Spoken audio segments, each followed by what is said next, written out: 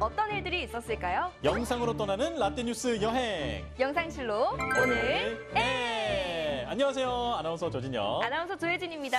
자, 예진 씨, 저는 네. 요즘에 그 역사학자가 된 것 같아요. 역사학자요? 네. 예전에는 그 세계사에 대해서 몰라도 그냥 뭐 남의 나라 얘기 이러면서 그냥 넘어갔었는데 근데 지금은 그 사람들이 과거에 좀 무슨 일이 있었지 하면은 이제 제가 그걸 좀 술술술술 좀 얘기를 해주고 있더라고요. 요거 조금 여자들한테 어필하기 좋을 것 같은데요? 그래서 어떻게 알았지? 오빠 이건 어떻게 된 거야? 그건 비잔틴 제국에서 시작된 건데. 그렇지. 비스마르크가 그렇게 얘기했지. 너무 멋있다 이렇게 되는 거 아니에요? 그렇죠. 그 뒤에 들어가서 검색. 아무래도 우리가 역사를 재조명하는 프로그램을 하고 있어서 또 그런가 봐요. 그렇죠. 그런 의미에서 오늘의 과거에 또 어떤 일들이 있었는지 알려주세요. 알겠습니다. 네. 그럼 과거 속 오늘엔 어떤 일들이 있었는지 함께 보시죠.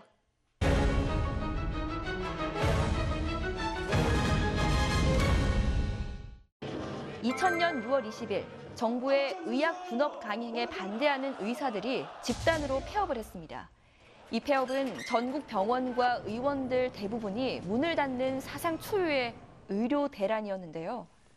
이제 저희는 폐업에 들어가면서 그동안 저희가 이야기했던 의권을 회복하기 위하여 그동안 우리 사회에서 잊혀졌던 환자와의 의사와의 기본적인 인권 회복 투쟁에 들어가고자 합니다. 자, 이게 바로 그 의학 분업이잖아요. 네. 자, 당시에 어떤 이유로 의사들이 폐업을 한 건가요? 지금과 달리 의학 분업 실시 이전에는 병의원에서도 약을 받을 수 있었고 약국에서도 의사의 진료 없이 임의로 약을 처방해서 팔 수가 있었거든요. 감기약부터 항암제에 이르기까지 누구나 돈만 있으면 자기가 원하는 약을 어디서든 쉽게 구할 수 있었기 때문에 한국의약품 오남용은 심각한 수준이었습니다. 이런 분업을 반대하면서 폐업을 한 거죠. 그러니까 예전에는 의료 분업 시스템 자체가 없었던 거잖아요. 네, 당시 의료 분업이 없어서 우리나라 항생제 내성률이 70에서 77%였다고 해요. 이날 전국 대부분의 동네 의원이 문을 닫은 가운데 문을 연 종합병원에는 환자들이 평일의 10분의 1 수준으로 줄어들어 한산한 모습을 보였는데요.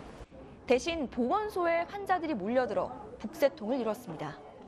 야, 정말 아수라장이 아니었을까 생각이 드는데요. 맞아요. 의사들이 사표 제출하고 폐업해서 환자 가족들은 분노하고 정신도 없었죠. 또 의사를 폭행하는 사태까지 벌어지기도 했다고 하네요. 의료계 폐업은 정부가 약사법을 재개정하기로 했다는 합의 사항을 수용하고 진료에 복귀했습니다. 그동안 겪으신 불편과 근심 그리고 모든 우려에 대하여 저희 7만 의사는 깊이 머리 숙여 사과를 드립니다. 그럼 이번에는 1962년으로 가볼까요? 1962년 6월 20일 주민등록법이 시행됐습니다. 당시 주민등록법은 성명, 성별, 생년월일, 주소 등을 등록하도록 했지만 주민등록번호를 부여하지는 않았는데요. 처음부터 이 주민번호가 있었던 건 아니구나. 네. 왜 이때는 없었던 거죠?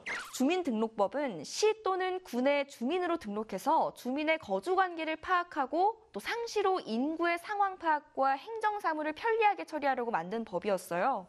그래서 생년월일만 있으면 된다는 판단으로 번호까지는 부여하지 않았던 거죠.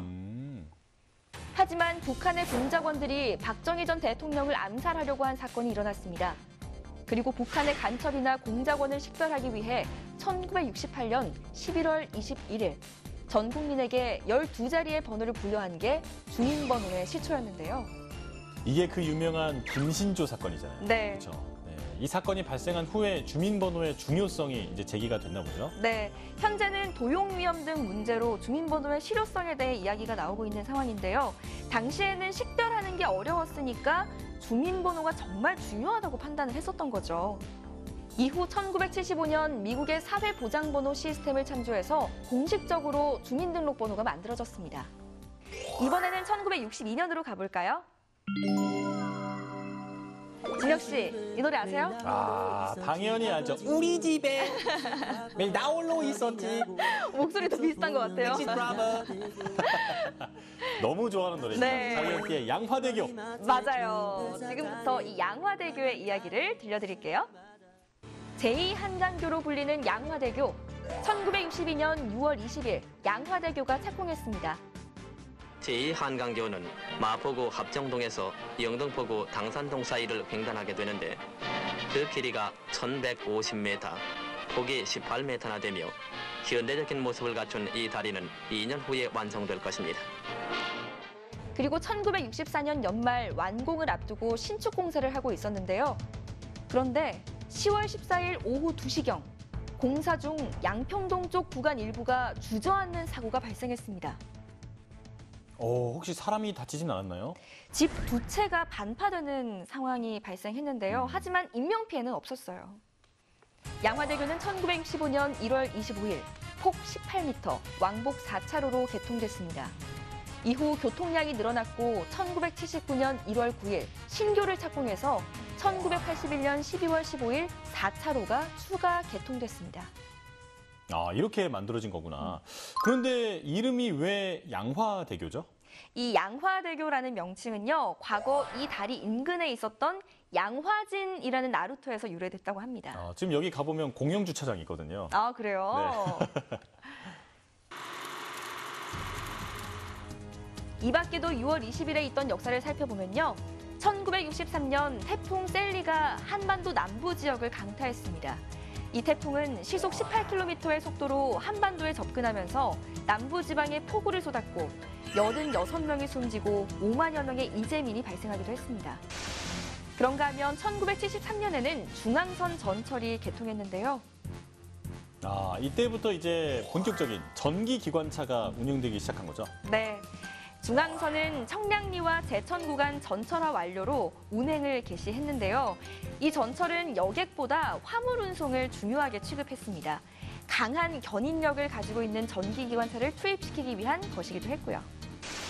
또 2001년 유엔에서 매년 6월 20일을 세계 난민의 날로 제정했는데요. 세계 난민의 날, 이건 왜 만들어진 건가요? 2000년에 유엔 총회에서 세계인이 난민에게 관심을 가지게 하려고 이 날을 제정한 거죠. 1861년에는 영국의 생화학자 호킨스가 출생하기도 했습니다. 그는 필수 영양소인 비타민의 발견으로 노벨 생리학, 의학상을 수상했습니다. 자, 오늘도 이렇게 열심히 과거 여행을 떠나봤는데요. 여러분은 어떠셨나요? 영상실록으로 만나본 오늘의 과거. 그럼 다음 시간 더 알찬 이야기로 만나요.